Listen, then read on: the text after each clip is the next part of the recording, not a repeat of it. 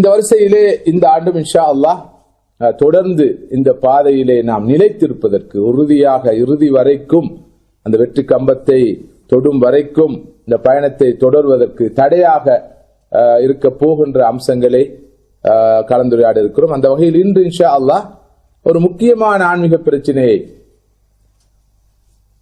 பொதுவாக ஒரு முஸ்லிமும் குறிப்பாக ஒரு இஸ்லாமிய அழைப்பாளன் தாயும் எதிர்நோக்கக்கூடிய ஒரு ஆன்மீக பிரச்சனையை கலந்துரையாட இருக்கிறோம். என்ற இந்த வகுப்பு, இந்த ஆன்மீக அமர்வு உண்மையில் சாதாரண சராசரி முஸ்லிம்களுக்கு மாத்திரம் உரிய ஒரு அமர்வு அல்ல.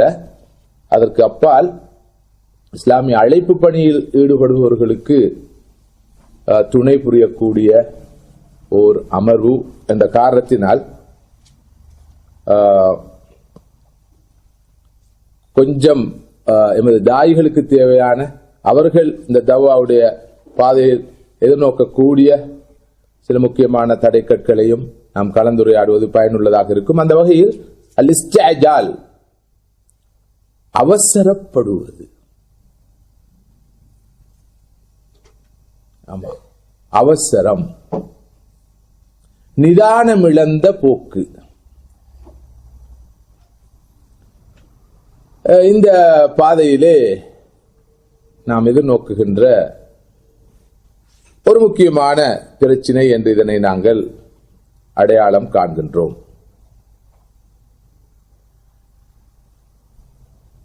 தவ்வாவிலே, ஆன்மீக வாழ்க்கையிலே அவசரப்படுவது, நீண்ட காலம் சும்மா இருந்துவிட்டு, ஜாஹிலியத்தில் இருந்துவிட்டு, பிழையான பாதையில் இருந்துவிட்டு, திடீரென்று அவருக்கு ஒரு வாழ்க்கையில் திருப்பம் ஏற்பட்டதை தொடர்ந்து 20 வருடம் 30 வருடங்கள் அவர் செய்த தவறுகளுக்கு, பிழைகளுக்கு பிராயச்சித்தமாக அவசர அவசரமாக கலா செய்கிற முயற்சியில் ஈடுபடுவார். இந்த கலா செய்யும் முயற்சியானது அவருடைய ஆன்மீக வாழ்க்கையை பாதிக்கும் என்பது மாத்திரமல்ல, தவ்வாவையும் பாதிக்கும், முழு தீனையும் பாதிக்கும். இவருடைய அவசர குணம், இவருடைய இந்த பதற்றம், இவருடைய இந்த நிதானம் இழந்த போக்கு, அதிலும் குறிப்பாக இந்த அவசர பண்பு வருவதற்கு இன்னும் ஒரு நியாயம் இருக்கிறது. இந்த முஸ்லிம்களுடைய நிலையை கண்டு சகிக்க முடியாமல், தாங்க முடியாமல் ஒருவர் அவசரப்படுவார். இந்த அவசரம் விளைவுகளை பற்றி சிந்திக்காமல், சந்தர்ப்ப சூழ்நிலைகளை பொருட்படுத்தாமல், நிலைமைகளை சரியாக மதிப்பீடு செய்யாமல், வழிமுறைகளை, அணுகுமுறைகளை, வியூகங்களை எல்லாம் பற்றி அலட்டிக் கொள்ளாமல் இந்த அவசரம் அமையும். இது இந்த ஆன்மீக பாதையில் எதிர்நோக்கக்கூடிய முக்கியமான ஒரு பிரச்சனை. அவசரமாக மாற்றம் பெற வேண்டும், அவசரமாக திருத்தம் பெற வேண்டும். எனது வாழ்க்கையில் அவசரமான மாற்றம், எனது குடும்பத்தில் அவசரமான மாற்றம், எனது சூழலில் அவசரமான மாற்றம், நாம் வாழும் ஊரில் வேகமான மாற்றம், இந்த உலகிலே ஒரு வேகமான மாற்றம் வர வேண்டும் என்று அவர் பௌதிக காரணிகளை பொருட்படுத்தாமல், சந்தர்ப்ப சூழ்நிலையை பொருட்படுத்தாமல், எதிர்நோக்கக்கூடிய சவால்கள், அறிகுறிகளை பொருட்படுத்தாமல், வழிமுறைகள் எவ்வளவு சரியானவை, எனது அணுகுமுறைகள் எவ்வளவு சரியானவை, எனது வியூகங்கள் எவ்வளவு சரியானவை, எதனையும் பொருட்படுத்தாமல், கண்மூக்கு தெரியாமல் சில போது அவர் செயற்பட ஆரம்பிப்பார். இந்த அவசரமானது ஒரு மிகப்பெரிய ஆன்மீக பிரச்சினை. ஆனால் பலர் இந்த அவசரத்தை ஆன்மீக பிரச்சனையாக பார்ப்பதில்லை.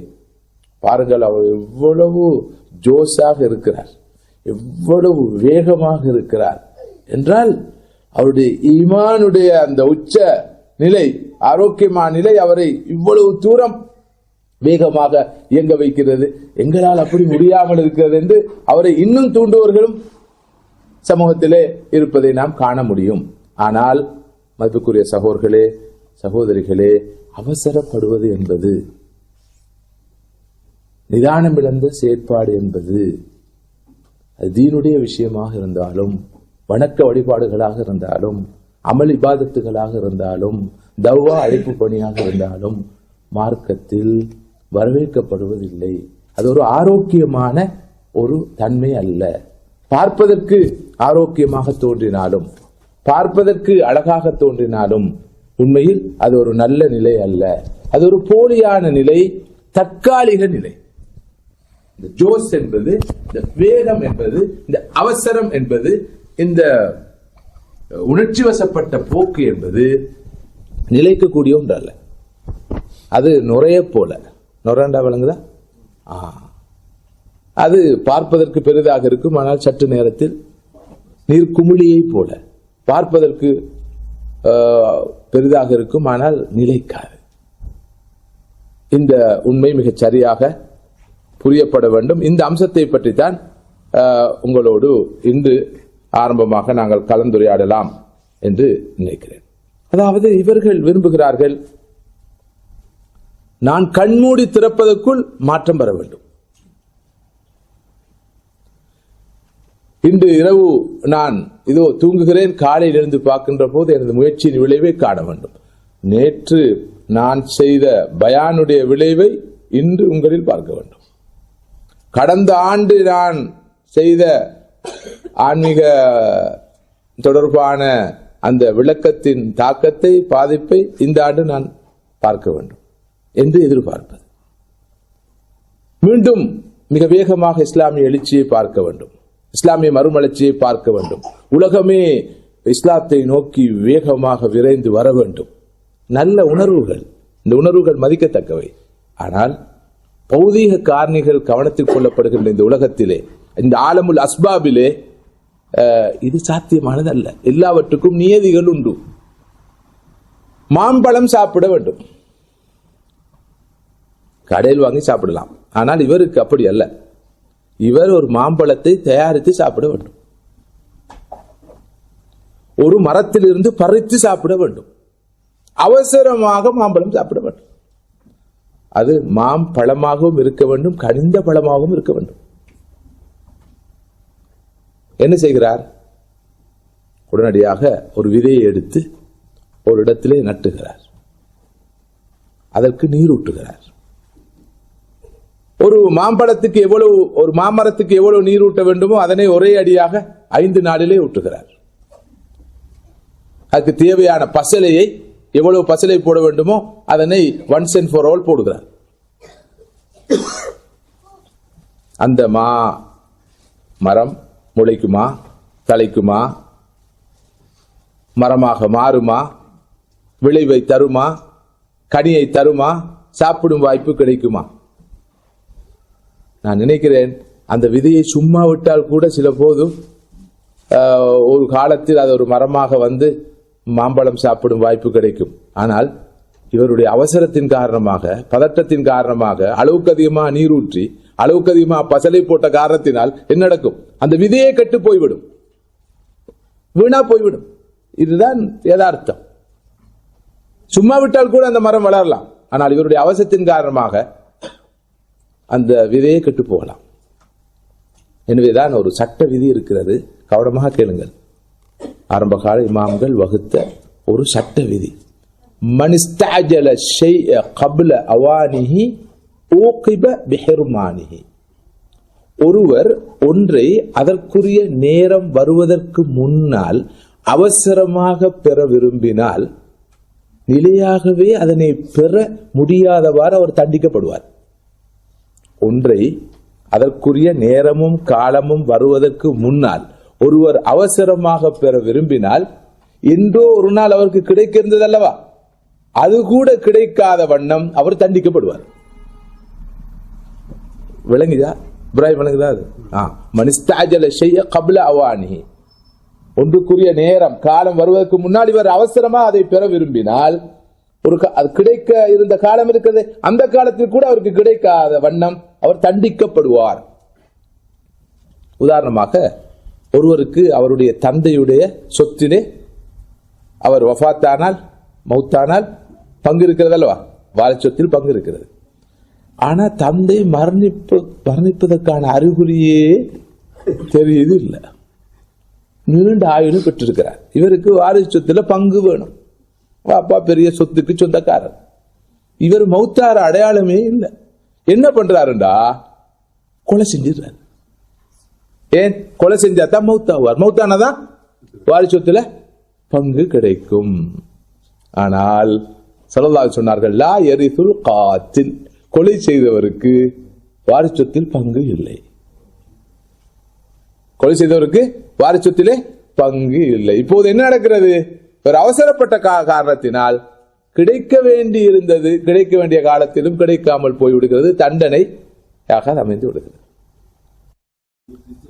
எல்லா விஷயங்களும் இப்படித்தான். காலம் கனியாத நிலையில், நேரம் வராத நிலையில் அவசரப்படுகிற போது அங்கே நிச்சயமாக பெற வேண்டிய காலத்திலும் அதை பெற முடியாமல் போய்விடும், கிடைக்க வேண்டிய காலத்திலும் அது கிடைக்காமல் போய்விடும். நிலையாகவே நிரந்தரமாகவே அவர் அதனை இழப்பார். நிதானம் இழந்த போக்கு, அவசர போக்கு ஆபத்தானது. இது ஆன்மீக வாழ்க்கைக்கு ஆபத்தானது. அரபு மொழியிலே ஒரு பழமொழி இருக்கிறது, ருப்ப அஜலத்தின் தஹபு ரைசன், பதறிய காரியம் சிதறும். பதறிய காரியம் சிதறும். இதுவெல்லாம் உலக நியதி, அல்லாஹ் வகுத்த நியதி. இது பழமொழியாக நாம் இதனை பார்க்க கூடாது, இதுதான் யதார்த்தம், இது உண்மை. பதறிய காரியம் சிதறும்.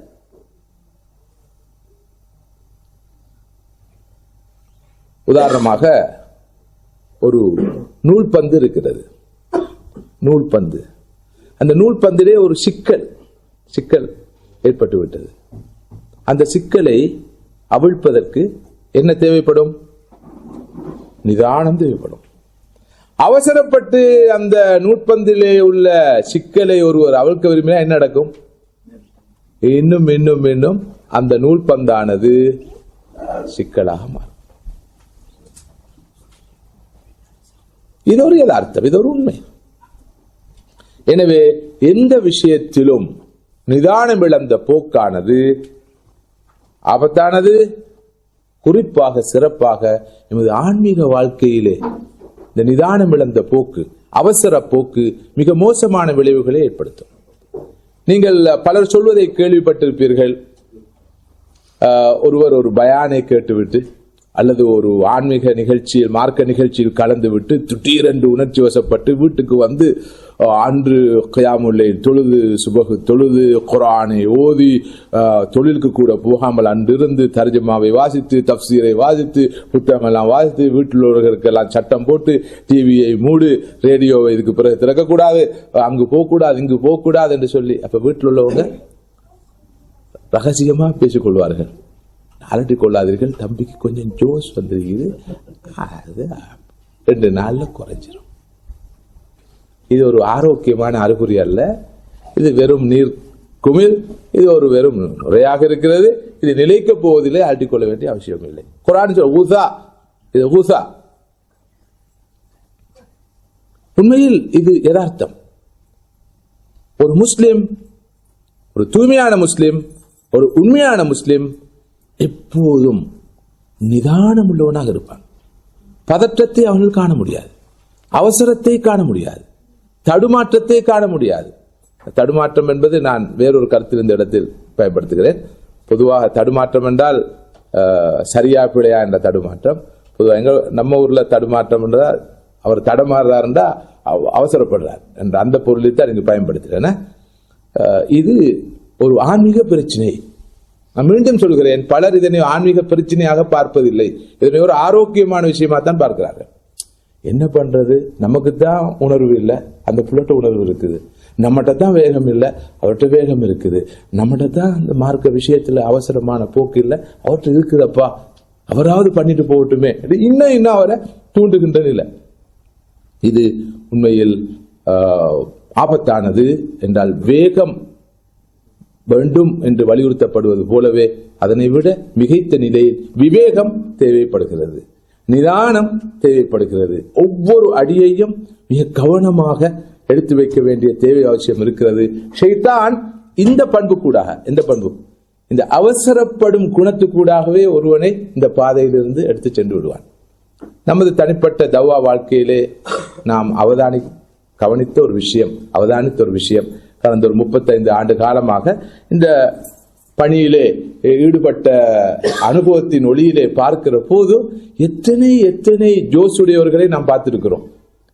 எந்த வேகத்தில் வந்தார்களோ அதை விட பல மடங்கு வேகத்தில் போய்விட்டார்கள். அதாவது வந்த வேகம் குதிரை வேகம் என்றால் போன வேகம் ஜம்போ ஜெட் வேகம், அவ்வளவு வேகமா போய்விட்டார்கள். அத்தகையவர்கள் அந்த வேகத்தில் வரும்போதே எங்களுக்கு தெரியும் இது நிலைக்கிற வேகம் அல்ல. அதே நேரம் நிறைய மனிதர்களை பார்க்கிறோம், என்றும் அவர்கள் அந்த நிதானத்தோடு இந்த பயணத்தை தொடர்கிறார்கள். அன்றும் இந்த பாதையில் இருந்தார்கள், இன்றும் இருக்கிறார்கள், இனியும் அல்லாஹ்வை சந்திக்கும் வரையும் இருப்பார்கள் என்பதற்கான அடையாளங்களை, அறிகுறிகளை மிக தெளிவாக பார்க்கிறோம். எனவே இந்த அவசர போக்கு மிக பயங்கரமானது. இதனை பற்றி தான் இன்று நாம் கலந்துரையாட இருக்கிறோம். நான் நினைக்கிறேன் இந்த முன்னுரை போதுமானது. இனி நேரடியாக நாங்கள் விஷயத்துக்கு வரலாம் நினைக்கிறேன். இந்த அவசரப்படும் போக்கு இருக்கிறது, நிதானமடைந்த போக்கு, இது மனிதனுடைய ஒரு சுபாவம். இதை ஆரம்பமாக ஏற்றுக்கொள்ள வேண்டும். மனிதனிலே இயல்பாகவே நல்ல பல தன்மைகள் இருப்பது போல மனிதனுக்குள்ளே இயல்பாகவே சில கெட்ட தன்மைகளும் காணப்படுகின்றன. அவனுக்குள் இருக்கின்ற இந்த கெட்ட தன்மைகள் ஒன்றுதான் அவசரம். இவ்வளவுதான் இந்த அவசரப்படுவது ஆரோக்கியமானது அல்ல என்று விளங்கி வைத்திருந்தாலும் மனிதன் பல போது நிதானம் இழந்து அவசரப்படுவான். உதாரணமாக நீங்கள் பாருங்கள், மனிதன் எவ்வளவு பலீனமானவன் என்று. அவர் பெரிய படித்த ஒரு பேராசிரியராக இருப்பார். 8 மணிக்கு ஆபீஸுக்கு போகணும், பயணத்துக்கு அரை மணி நேரம் போகும். இப்ப நேரம் 7:45 இருக்குது, 1/4 மணி நேரம். அவன் நிச்சயமாகவே ஆல்ரெடி 1/4 மணி நேரம் தாமதம். பஸ்ஸுக்காக காத்திருக்கிறார், வண்டிக்காக காத்திருக்கிறார், வண்டி வரல.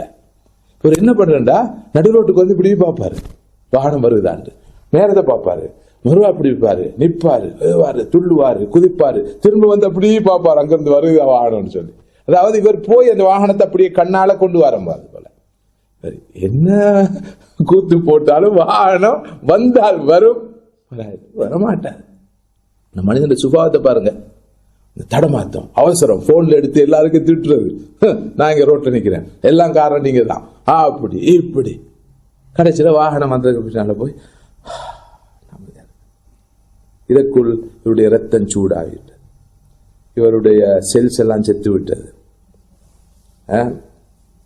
இதற்குள் இவர் நியாயமான இவருடைய பிரஷர் அதிகரித்து, இவருடைய சுகருடைய லெவல் கூடி, எல்லாம் நடந்து முடிந்துவிடும். மாத்திரமல்ல இவருடைய ஆன்மீகம் நிறைய அந்த அரை மணி நேரத்துக்குள் இவருடைய ஆன்மீகம் நியாயமா பாதிக்கப்படும். எப்படி திட்டி ஏசி தன்னைத்தானே நொந்து கொண்டு வீட்டில் உள்ளவங்களை பத்தி எல்லாம் யோசிச்சு யாரு இந்த தாமதத்துக்கு காரணம் சொல்லி குற்றவாளிகளை எல்லாம் தேடி பிடித்து அந்த அரை மணி நேரத்துக்குள் அப்பா வீட்டில் உள்ள பெண்களை எல்லாம் போட்டு மனசால திட்டி இவ்வளவு பாவங்களையும் செய்து முடித்து விடுவார். அதுக்கு பிறகு எழுப்பி அல்ஹம்துலில்லாஹ் சுப்ஹானல்லாஹி சக்கரலனா ஹாதா வமா குன்னா லஹு முக்ரின் வ இன்னா இலா ரப்பினா லமுன்கலிபூன். ரப்பி ரஹ்மானே, எனக்கு நீ நிதானத்தை தந்து அருள் புரிவாயாக. இந்த நாள் இப்படித்தான் கடந்த 25 வருஷமா பதறது, அவசரப்படுறது, போட்டு எல்லாரையும் சாத்துறது, பிறகு துவா கேட்கிறது, கண்ட பலன் ஒன்றும் இல்லை. இந்த நிதானம் இழந்த போக்கு, இந்த அவசர போக்கு என்பது உண்மையில் மனிதனுடைய ஒரு பலகீனம். மனிதன் பல பலங்களை கொண்டிருக்கிறான், பல இனங்களை கொண்டிருக்கிறான். இந்த பல இனங்களில் ஒன்றுதான் இந்த அவசர போக்கு, நிதானம் இழந்த போக்கு. மாற்றம் வர வேண்டும், அவசரமாக வர வேண்டும், ஒரு இரவில் வர வேண்டும், ஒரு பகல் வர வேண்டும், எல்லோரும் நல்ல நிலைக்கு வேகமாக வர வேண்டும் என்ற இந்த போக்கு. இதன் விளைவு பதறிய காரியம் சிதறும், இவருடைய தவ்வாவை பல போது சிதறிவிடும். சில சகோதரர்கள் ஒருவரை டார்கெட் பண்ணுவார்கள் தவ்வாவுக்கு, இவரை மாற்ற வேணும் போய் இவருடைய அந்த உற்சாக மிகுதியினால் அவரை போய் கொல்லாமல் கொள்வார்கள். போய் ஒரு கசட்டை கொடுப்பா, அதை கேளுங்க, அதுக்கு பிறகு இன்னொரு கொடுப்பா, இதையும் கேளுங்க, 3ஆவதையும் கேளுங்க, 4ஆவதையும் கேளுங்க, 5ஆவதையும் கேளுங்க. கடைசியா எல்லாம் கேட்டு முடிஞ்சா இல்லை ஒன்றைனா இன்னும் கேட்கலன்னு அவர் சொல்லுவார். இவருக்கு வரும் ஒரு கோபம், ஒத்துக்கொண்டு ஒரு கோபம் வரும், வேகமான சில வார்த்தைகளை சொல்லுவார். ஏற்கனவே கொஞ்சம் இதை பத்தி கன்சிடர் பண்ணலாம் என்று யோசித்தவர் கூட விட்டுருவார். என்னுடைய வாழ்க்கையில் ஒரு அனுபவம் இருக்குது. நான் ஒரு இளைஞனாக இருந்த போது, இப்போது இளைஞன் தான், ஆனால் ரொம்ப யங்காக இருந்த காலத்தில் ஒரு 16, 17, 18 வயசுல ரொம்ப ஜோஸ். பொதுவாக இந்த அவசரமும் பதட்டமும் முதிர்ச்சி இல்லாத இடத்தில் இருக்கும், அறிவு இல்லாத இடத்திலும் இருக்கும். குறைந்த அறிவு உள்ள இடத்தில், ஸ்டஃப் குறைவாக இருக்கும் இடத்தில் நிச்சயமாக இயல்பாகவே ஒரு வேகம், ஒரு அவசரம், ஒரு பதட்டம் இருக்கும். அது அதனுடைய தன்மை அப்படித்தான். இப்ப நானும் அப்படிப்பட்ட ஒரு காலத்தில் இருந்தேன். எனக்கு வேணும் ஊர்ல மாற்றம் வர வேணும். எனக்கே தெரியாது என்னுடைய அழைப்பு என்னாண்டு. ஆனா வேகம் இருக்குது, எல்லாரையும் திருத்தணும். அந்த வகையில எனக்கு தெரிந்த சில நண்பர்கள் எல்லாம் சந்தித்து நீண்ட நேரம் பேசுவேன். அவர்களும் ஏதோ பொறுமையாக கேட்டுக்கொண்டிருந்திருக்கிறார்கள். ஜஸாகுமுல்லாஹு கைரன். எனக்கு இப்பதான் விளங்குது எவ்வளவு அவசரப்பட்டிருப்பார்கள் என்று சொல்லி. பல மணி நேரம் பேசுவேன், அவர்களும் கேட்டுக்கொண்டு இருப்பார்கள். ஆனா இதுவுமே அவர்களுக்கு புரிந்திருக்காது என்பது எனக்கு இப்போது புரியுது, நான் என்ன பேசினேன். ஒரு நண்பர், என்னை விட ஒரு 5 வயதில் கூடியவர், என்னுடைய நண்பராக இருந்தவர், அவரோட போய் நிறைய தீனை பத்தி ரொம்ப வேகமா பேசுறேன். அதுலயும் ரொம்ப வேகமான கருத்துக்கள். இது பிதா, இது ஷிர்க், இது குஃப்ரு, இது வடிகேடு, நம்ம ஊரே இப்படி வடிகேட்டுல இருக்குது, நம்மளாம் நரகத்துக்கு போயிரோமே, இப்ப என்ன பண்றது, நீங்க எல்லாம் வரணும், நாங்க ஒரு அணியாக மாறணும், இந்த ஊர்ல பெரிய மாற்றத்தை கொண்டு வரணும், பொறுத்தது போதும், பொங்கியல வேணும், அப்படி இப்படி எனக்கு தெரிஞ்ச பாஷையெல்லாம் சொல்லி கொண்டு போறேன். அவரும் கேட்டுக்க எனக்கு ரொம்ப சந்தோஷம். என்னன்னா நல்ல ரெஸ்பான்ஸ். பலர் எப்படின்னு சொன்னா பாடி லாங்குவேஜ்ல விளங்கும் கேட்கிறா இல்லைன்னு. ஆனா இவருடைய பாடி லாங்குவேஜ் எல்லாம் ரொம்ப பாசிட்டிவா இருந்துச்சு. எனக்கு சரியான சந்தோஷம். ஹோல் மெசேஜ் கொன்வே பண்ணப்பட்டாச்சு. எனக்கு ஒரு போராளி கிடைத்து விட்டார் என்ற திருப்தி. எல்லாம் முடிஞ்சதுக்கு பிறகு சரியான சந்தோஷமா இருக்குது. இந்த உங்களை மாதிரி ஒரு ஆள் தான் எனக்கு தேவைப்பட்டுச்சு. எனக்கு வியாபாரம் கொஞ்சம் குறைவா இருக்குது, இசுமஸ் மக்கள் ஏதாவது செஞ்சு தலையிலுமாறு கேட்டார். இதுதான் கடைசியா கேட்ட கேள்வி. இவ்வளவு நேரம் ஒரு பொறுமையா எதுக்கு நான் பேசுறதை கேட்டு இருக்கிறான்டா, அவருக்கு விளங்கிட்டு இவன் ஓதி பாக்குற ஏதோ தீனோட சம்பந்தப்பட்ட ஆளு, நம்முடைய வியாபாரம் கொஞ்சம் மோசமா இருக்குது, ஏதாவது இசுமா செஞ்சு தருவீங்களா, வியாபாரம் கொஞ்சம் மோசமா இருக்குது, அதோட சம்பந்தப்பட்ட ஆள் மாதிரி விளங்குது உங்களோட பேச்சை பார்த்தா. ரப்பே ரஹ்மான். இதுல இருந்து நாங்க என்ன புரிஞ்சுக்கொள்றோம் சொன்னா, என்னுடைய அந்த அவசரமும் அந்த நிதானம் இழந்த போக்கும் அவர்ல எந்த தாக்கத்தையும் ஏற்படுத்த போவதில் ஏற்படுத்த இல்லை. ஆனால் இது மனிதனுடைய சுபாவத்தோடு சம்பந்தப்பட்ட ஒரு விஷயம். அல்லாஹ்வே சொல்கிறான், குலிகல் இன்சானு மின் அஜல். மனிதன் அவசரக்காரனாக படைக்கப்பட்டிருக்கிறான். குலிகல் இன்சானு அஜூலா என்றும் ஒரு குர்ஆன் ஆயத்து இருப்பதை நீங்கள், வகானல் இன்சானு அஜூலா, மனிதன் பதற்றக்காரனாக அவசரக்காரனாக இருக்கிறான் என்று குர்ஆன் சொல்கிறது. எனவே தனிப்பட்ட வாழ்க்கையில், குடும்ப வாழ்க்கையில் மாத்திரமல்ல, தவ்வா வாழ்க்கையிலும் இந்த அவசரம், இந்த நிதானம் இழந்த போக்கு எமது ஆன்மீக வாழ்க்கையை பாதிக்கிறது என்பது மாத்திரமல்ல, தவ்வாவை கடுமையாக பாதிக்கிறது. இன்று கூட சமகால இஸ்லாமிய உலகத்திலே இந்த அரை குறை அறிவு கொண்டவர்களுடைய நிதானம் இழந்த அவசர போக்கானது, இவர்கள் இஸ்லாத்தின் நண்பர்கள், எதிரிகள் அல்ல, இவருடைய நிதானம் இழந்த அவசர போக்கானது தவ்வாவை பல தசாப்த காலம் பின்னால் கொண்டு போய் வைத்து விடுகிறது.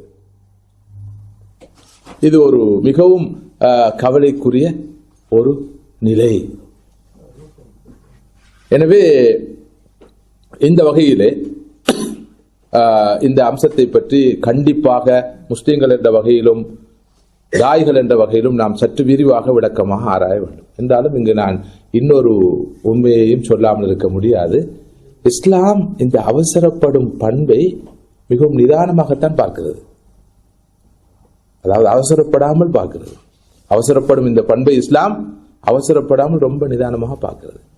சில போது இந்த பண்பு வரவேற்கத்தக்கதாகவும் இருக்கலாம். ஒரே அடியாக அவசரப்படுவது கூடாது, கொஞ்சம் நிதானமா நடந்து கொள்ள வேண்டும் என்பதனுடைய விளைவு என்ன தெரியுமா?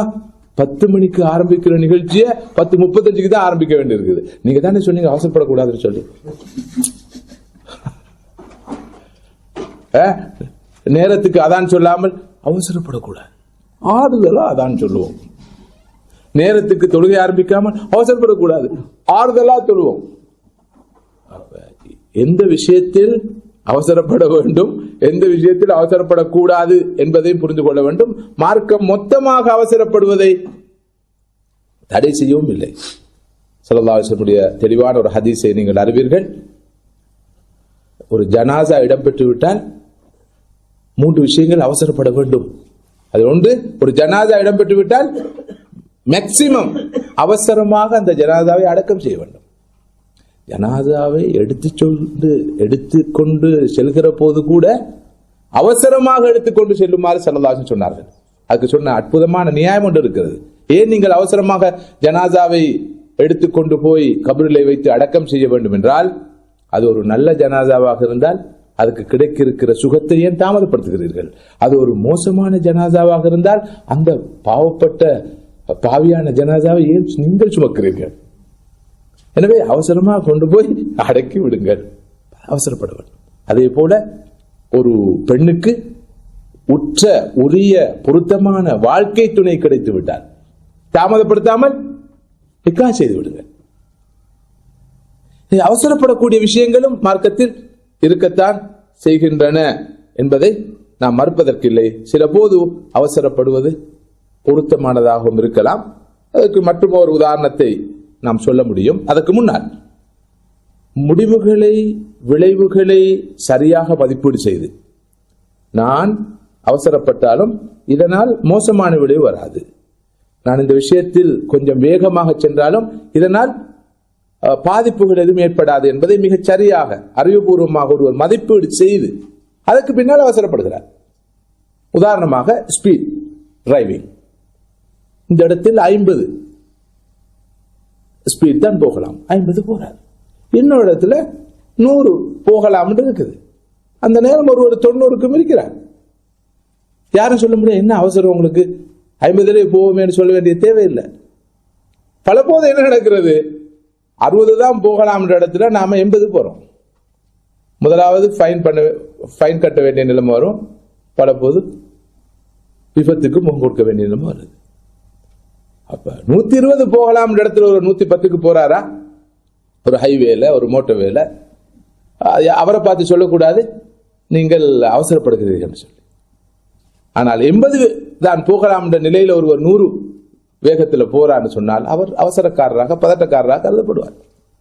எனவே அவசரம் பதட்டம் என்பது முற்றுமுழுதாகவே பிழையானது என்ற கருத்தையும் நாம் புரிந்து கொள்ளக்கூடாது. அது சரியானதல்ல. அதற்கு நல்ல உதாரணம், மூசா அலைஹிஸ்ஸலாத்து வஸ்ஸலாம் அவர்கள் அல்லாஹ்வை சந்திப்பதற்காக மீகாத்துக்கு அழைக்கப்படுகிறார்கள். தெரிந்தானே அந்த சம்பவம்? அல்லாஹ்வை சந்திப்பதற்காக தூர் சீனா மலைக்கு செல்கிறார்கள். அவசரமாக செல்கிறார்கள், பதறி அடித்துக் கொண்டு செல்கிறார்கள். இதை பற்றி குர்ஆன் சூரா தாஹாவிலே சொல்வதை பார்க்கிறோம். அல்லாஹ் கேட்கிறான், ஓமா அஜலக அன் கௌமிக யா மூசா, உங்களுடைய சமூகத்தை விட்டு விட்டு இவ்வளவு அவசரமாக ஏன் வந்தீர்கள், ஏன் அவசரப்பட்டு வந்தீர்கள் என்று கேட்ட போது நபி மூசா அலைஹிஸ்ஸலாத்து வஸ்ஸலாம் அவர்கள் சொன்னார்கள், காலஹும் உலாஇ அலா அஸரி வஅஜில்து இலைக ரப்பி லிதர்தா,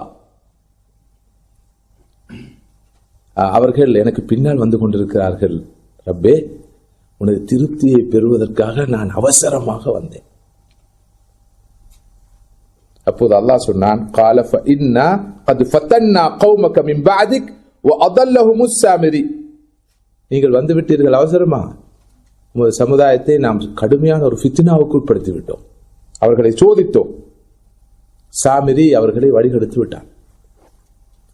பெண்களிடம் இருந்த நகைகளை எல்லாம் எடுத்து உருக்கி ஒரு காளை மாடாக அந்த நகைகளை கொண்டு ஒரு காளை மாட்டை உருவாக்கி அதிலே ஒரு சத்தம் வரக்கூடிய ஒரு பொறிமுறையை பயன்படுத்தி, இந்த மாடு சாதாரண மாடு அல்ல, இது ஒரு தெய்வம், பாருங்கள் இது பேசுகிறது, சத்தம் போடுகிறது என்று காட்ட ஒரு சாரார் அந்த காளை மாட்டை வணங்க ஆரம்பித்து விட்டார்.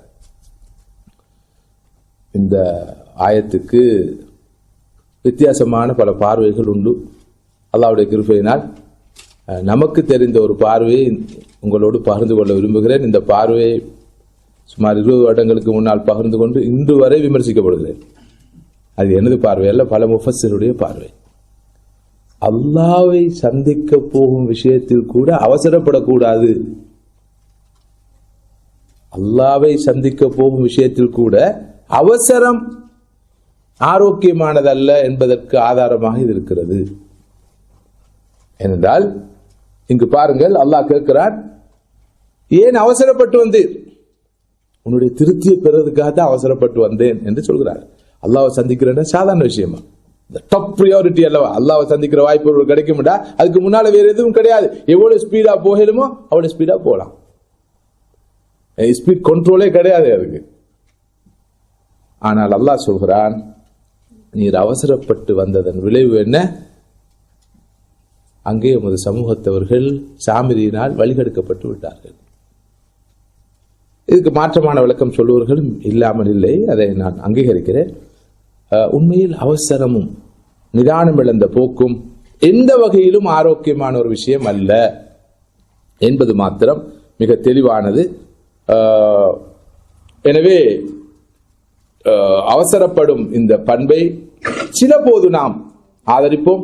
விதிவிலக்காக நான் சொன்ன சந்தர்ப்பங்கள் உட்பட இன்னும் சில சந்தர்ப்பங்களிலே இது பாராட்டத்தக்க ஒரு பண்பாக இருக்கும். ஆனால் பொதுவாக ஒருவர் விளைவுகளை பற்றி சிந்திக்காமல், பாதிப்புகளை பற்றி சிந்திக்காமல், சந்தர்ப்ப சூழ்நிலை சரியாக மதிப்பீடு செய்யாமல், உணர்ச்சி வசப்பட்டு செயற்படுகிற போது அது நிச்சயமாக நல்ல பாராட்டத்தக்க அவசரமாக நிச்சயமாக கருதப்பட மாட்டாது என்பதை நாம் தெளிவாக புரிந்து கொள்ள வேண்டும். இதற்கு உதாரணமாக நான் சொல்றேன், சூரா தாஹா இதுல சொல்லிட்டுமா, சூரா தாஹால 83 இருந்து 85 சூரா தாஹா. ஓகே. ஹப்பாப் இப்னுல் அர்த் ரலியல்லாஹு அன்ஹு அவர்கள் ஒரு நாள் நபி ஸல்லல்லாஹு அலைஹி வஸல்லம் அவரிடம் வந்து சொல்கிறார்கள், அல்லாஹ்வின் தூதரே, இந்த குறைஷி காஃபிர்களுடைய கெடுபிடிகள் தாங்க முடியாத அளவுக்கு தீவிரமடைந்து காணப்படுகிறது. கடுமையாக அவர்கள் இம்சிக்கிறார்கள். பல வகையிலும் எம்மை அவர்கள் துன்புறுத்துகிறார்கள். எனவே அல்லாஹ்விடம் இவர்களுக்கு எதிராக எங்களுக்கு உதவியை வேண்டி நீங்கள் பிரார்த்திக்க வேண்டும் என்று சொன்ன போது ஸல்லல்லாஹு அலைஹி வஸல்லம் சொன்னார்கள், அவசரப்படாதீர்கள். அல்லாஹ் ரசூல் நாடினா சொல்லியிருக்கிற அந்த குறைஷி காஃபிர்களுக்கு, ரப்பே நீ ஒரு தண்டனையை கொடு, ஒரு தெளிவான ஒரு அற்புதத்தின் மூலம் இவருடைய உள்ளத்திலே மாற்றத்தை கொண்டு வா. இல்லை, அந்த பௌதியக்காரனுக்கு வெளியே நபி அவர்கள் செல்லவில்லை. கடுமையான பிரச்சனை, கடுமையான துன்புறுத்தல், கடுமையான சித்திரவதை. இந்த கட்டத்திலே ஸல்லல்லாஹு அலைஹி வஸல்லம் சொன்னார்கள், ஹப்பாபில் வார்த்தையை பார்த்து, உங்களுக்கு முன்பு வாழ்ந்த சில மனிதர்கள் இந்த அல்லாஹ்வுடைய பாதையிலே எந்த அளவு கடுமையான சோதனைகளுக்கு முகம் கொடுத்தார்கள் என்றால், ஒருவர் ஒரு குழி தோண்டப்பட்டு அந்த குழியிலே அந்த குழியிலே அந்த கிடங்கிலே அவர் போடப்பட்டு வாளினால் அவர் 2 துண்டுகளாக பிளக்கப்படும் அளவுக்கு உங்களுக்கு முன்பு வாழ்ந்தவர்கள் சோதிக்கப்பட்டார்கள். மற்றொருவரை அவர்கள் எடுத்து இரும்பு சீப்பினால் அவரை அப்படியே சீவுவார்கள். அதாவது அவருடைய உடம்பிலே இருக்கிற சதையை, மாமிசத்தை இரும்பினாலான சீப்பினால் அவர்கள் சீவுவார்கள். உடம்பிலே எலும்புக்கூடு மாத்திரம்தான் நெஞ்சும். இந்த நிலை உங்களுக்கு முன்பு வாழ்ந்த சகோதரர்களுக்கு ஏற்பட்டது என்றாலும், இந்த 2 நிலையிலும் அவர்கள் தங்களுடைய தீனை, கொள்கையை விட்டு விடுவர்களாக இருக்கவில்லை. அந்த அளவு சோதனைகளுக்காக நீங்கள் முகம் கொடுத்திருக்கிறீர்கள். அவசரப்படாதீர்கள். ஒரு காலம் வரும், ஒரு பெண் சனாவிலிருந்து ஹத்ரமௌத் வரைக்கும் மிக பாதுகாப்பாக, எந்த ஒரு அச்சமும் இல்லாமல், யாருடைய அச்சுறுத்தலும் இல்லாமல் பயணம் செய்யக்கூடிய வாய்ப்பு நிச்சயமாக கிடைக்கும். அல்லாஹ் பற்றிய பயத்தை தவிர வேறு யாருடைய பயம் இருக்காது. அப்படிப்பட்ட பாதுகாப்பான ஒரு காலத்தை நோக்கித்தான் நாம் போய்கொண்டிருக்கிறோம் என்று சொல்லிவிட்டு சொன்னார்கள், வலாகின்னகும் தஸ்தஅஜிலூன். ஆனால் சகோதரர்களே, நீங்கள் அவசரப்படுகிறீர்கள். இந்த மாற்றம் ஓரிரவில் ஒரு பகலில் வர வேண்டும், இவ்வளவு காலத்துக்குள் வர வேண்டும் என்று அவசரப்படுகிறீர்கள். 15 ஆண்டுகள் நாம் தௌவா செய்து விட்டோம், மாற்றம் வரவில்லை, நாம் எதிர்பார்த்த மாற்றம் வரவில்லை. எனவே நாம் மிக வேகமாக வேலை செய்ய வேண்டும், ஒரு புதிய ஒரு உத்வேகத்தோடு செயற்பட வேண்டும் என்று சிந்திப்பதில் பிழை இல்லை. ஆனால் அங்கு அவசரமும் நிதானம் இழந்த போக்கும் வரும் என்றிருந்தால், இதுவரை நாம் சாதித்த விஷயங்களை கூட சில போது சாதிக்காமல் போய்விடுவோம் என்பது மாத்திரமல்ல, சாதனைகளையும் சில போது இழந்து விடுவோம். எனவே வேகமும் வேண்டும், விவேகமும் வேண்டும். அந்த வேகத்தை விட விவேகம் மிக மிக முக்கியமானது. அவசரப்படும் போக்கு, நிதானம் இழந்த போக்கு எமது ஆன்மீக வாழ்க்கைக்கு மிகப்பெரிய ஒரு அச்சுறுத்தல் என்பதைத்தான் இப்போது நாங்கள் கலந்துரையாடிக் கொண்டிருக்கிறோம்.